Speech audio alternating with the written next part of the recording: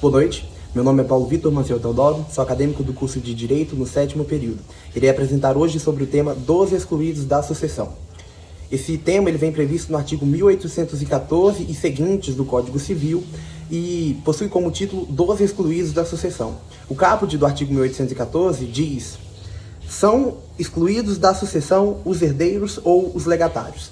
Os herdeiros necessários são cônjuges, descendentes ou ascendentes. E os legatários são aqueles previstos no testamento, ou seja, que o decujus, o dono do espólio, deixou previsto que aquela pessoa receberia alguma quantidade, desde que não fira 50% da sua herança, se ele tiver descendentes, ascendentes ou cônjuge, que são os herdeiros necessários, e essa pessoa está prevista nesse testamento e ela é um legatário, ela vai receber um legado dessa pessoa.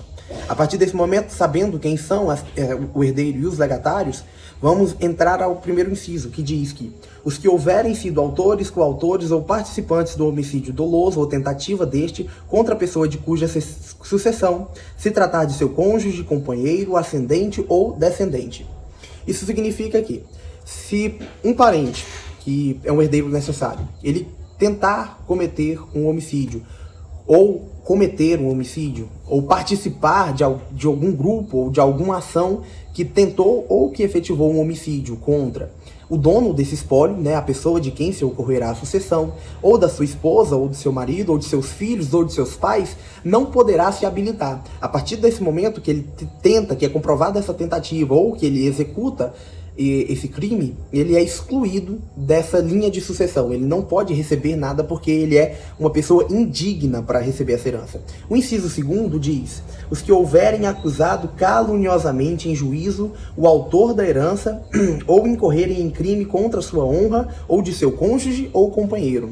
Ou seja, uma pessoa que prestou falso testemunho, que uma pessoa que caluniou, uma pessoa que feriu a honra e a dignidade da pessoa dona desse espólio, ela não pode receber dele, ela não pode ser suscetível à sua herança, ela não pode se habilitar para essa herança, porque também ela é uma pessoa indigna para tal. Já o inciso 3º explica que por violência ou por meios fraudulentos inibirem ou obstarem o autor da herança de dispor livremente de seus bens por ato de última vontade. Ou seja, uma pessoa, enquanto ela está escrevendo o seu testamento, se ela for forçada, coagida ou inibida para colocar essa pessoa que está forçando dentro do seu testamento, porque ela não queria dispor para ela não está dispondo livremente dos seus bens em testamento, porque ela está sendo coagida, essa pessoa que está coagindo, ela não pode receber, porque a pessoa que fez o testamento, o decujus, o dono do espólio, ele não definiu o caráter de última vontade para quem receberia. Se ele citou ela nesse testamento é porque ele foi obrigado. A partir desse momento, nós vamos para o artigo 1815, que diz: a exclusão do herdeiro ou legatário em qualquer desses casos de indignidade será declarada por sentença. Ou seja, naquele momento em que é apurado pela Polícia Civil a tentativa de homicídio, a participação ou a efetivação, e constata que tem um vínculo ali, aquela pessoa, ou ela está disposta no testamento, ou ela é um parente, um herdeiro necessário, ou um herdeiro colateral de até 4º grau, em alguns casos, que são os herdeiros legítimos, ela automaticamente será inibida de receber. A própria sentença do caso condenatório já vai declarar que aquela pessoa não pode receber essa herança. O parágrafo 1º do artigo 1815 explica que o direito de demandar a exclusão do herdeiro ou legatário extingue-se em 4 anos contados a partir da abertura da sucessão. É notório explicar que a abertura da sucessão acontece a partir da morte do decujus, a partir da morte do dono do espólio. Então, a declarada aberta a sucessão, existem aí um prazo de 4 anos para que essa pessoa seja declarada excluída, para que se comprove que ela não pode receber, para que se comprove de que ela é excluída dessa sucessão. E passado esses 4 anos, prescreve o direito e ela torna-se, de fato, a ser um herdeiro ou um legatário, mesmo que ela tiver inibido, mesmo que ela tiver tentado praticar um crime de homicídio, participado ou efetivado, ela se torna um herdeiro. Tá? É difícil que isso aconteça, porque numa tentativa de homicídio, na própria sentença já virá explicitando que essa pessoa não poderá receber, mas em um caso hipotético onde não houve um julgamento, essa pessoa torna-se herdeira por causa de ter transcorrido os 4 anos prescricionais e ela, de fato, torna-se uma herdeira efetiva.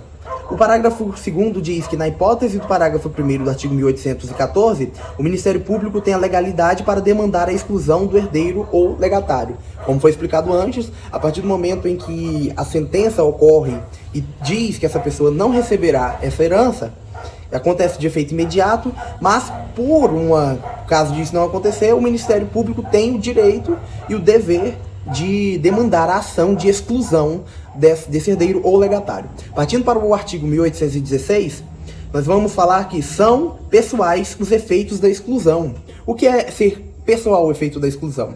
Vamos supor um caso aí hipotético de que Maria tem 2 filhos, um desses filhos tenta praticar homicídio contra Maria e não consegue. Passa-se um tempo, um desses filhos tem dois filhos, dá neto para Maria, e logo após Maria morre por causas naturais. Esse filho que tentou matar Maria, o Código Civil considera ele como se morto fosse. Mas os 2 filhos dele sobem por representação nessa herança. Eles vão receber da Maria a parte em que seria de seu pai para eles, porque o Código Civil considera como se ele morto fosse. Ele, morto sendo, não recebe herança, mas aqueles filhos, os seus descendentes, receberão no seu lugar. O parágrafo único diz que a exclusão da sucessão não terá direito ao usufruto ou à administração dos bens que aos seus sucessores couberem na herança, nem à sucessão eventual desses bens. Ou seja, a pessoa que excluiu, ela não pode tutelar nem gerenciar essa herança que os seus filhos vão receber, que alguém vai receber e que ele pode se tornar um tutor. Ele não pode ter nem receber o usufruto disso, porque ele é um indigno, ele não pode ter contato com essa herança. E, citando por último, o artigo 1818 fala que aquele que incorreu em atos que determinem a exclusão da herança será admitido a suceder se o ofendido o tiver expressamente reabilitado. Ou seja, aquele indigno, né, que por algum dos atos das hipóteses previstas no artigo 1814 for perdoado pelo dono dessa sucessão, pelo dono desse espólio, se ele perdoar essa pessoa e o reabilitar no testamento, ele poderá receber. Ele volta a ser um herdeiro, ele volta a ser uma pessoa habilitada para receber esses bens. Olá, meu nome é Maísa Menezes. Eu vou estar falando um pouco sobre a herança jacente e a herança vacante. Tais institutos se encontram dispostos no artigo 1819 do Código Civil. Bom, a herança jacente é aquela que foi deixada pelo decujus, todavia não há testamento e muito menos herdeiros legítimos que estão fazendo a sua requisição, que estão requerendo. Então não há herdeiros. Quando isso ocorre, a herança ela vai ser arrecadada, ou seja, haverá a junção de todo o patrimônio deixado pelo decujus e posteriormente haverá a quitação das suas dívidas que foram deixadas por ele. Então nesse procedimento, os credores eles também podem se habilitar visando requerer o pagamento das dívidas que foram deixadas pelo decujus. E após o fim desse procedimento de arrecadação e pagamento das dívidas, haverá publicação de editais que visa encontrar algum herdeiro legítimo que venha requerer essa herança. E após decorrido 1 ano da publicação do primeiro edital, caso não tenha aparecido nenhum herdeiro legítimo que venha requerer essa herança, ela vai se converter de jacente para vacante. Bom, assim como a herança jacente, a herança vacante também não há herdeiros habilitados. Todavia, ela se distingue da herança jacente, uma vez que a vacância ela pode ser decretada antes mesmo de ter passado pela jacência. Ou seja, não é um critério obrigatório que a herança vacante tenha que passar pela herança jacente. Tem que ser primeiro uma herança jacente para posteriormente vir a se converter em uma herança vacante. Uma vez que isso ocorre quando os herdeiros, mesmo eles sendo conhecidos, eles já tiveram renunciado à herança. Então, mesmo eles sendo conhecidos, conheço os herdeiros, só que eles já renunciaram à herança. Então, aí pode ser decretada a vacância. E após a declaração dessa vacância, a herança ela vai passar para o domínio dos municípios, dos estados, do Distrito Federal, da União, quando estiver localizada em território federal. E após 5 anos da abertura dessa sucessão, e caso não tenha aparecido nenhum herdeiro fazendo a sua requisição, requerendo a herança, o patrimônio ele vai passar para o estado. E enquanto essa herança ela não passar para a propriedade do município, da União, do Estado e etc., qualquer herdeiro ele pode vir a se habilitar nesse procedimento para receber essa herança, mesmo que já tenha havido a declaração de vacância. Bom, e é isso.